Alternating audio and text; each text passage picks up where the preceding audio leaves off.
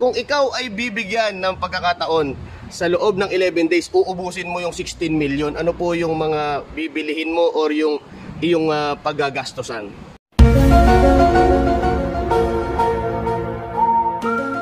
Unahin ko muna, bibili muna ako ng bahay. Wow! Tapos yung mga iba, siyempre, ilalagay ko sa bangko. Siyempre, pupunta naman ako sa ibang bansa. No? Mamamasyal ako kasi kahit 11 days na ibibigay sa akin, bakit hindi ko ubusin yun? Magtatabi muna ako para sa mga pamilya ko. Sir, sa impeachment trial ni Vice President Sara Duterte, di umano ginastos itong 16 million sa loob lamang ng 11 days sa mga safe house.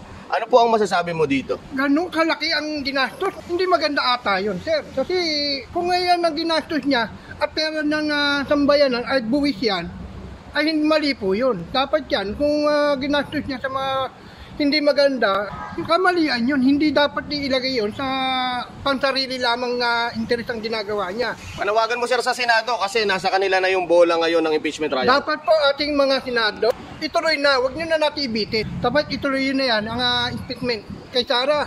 Huwag na napasumpit-sumpit, dapat ituloy na yan mga Senado, huwag na natin pabitin-bitin. Baka meron kayo kinakampihan dyan.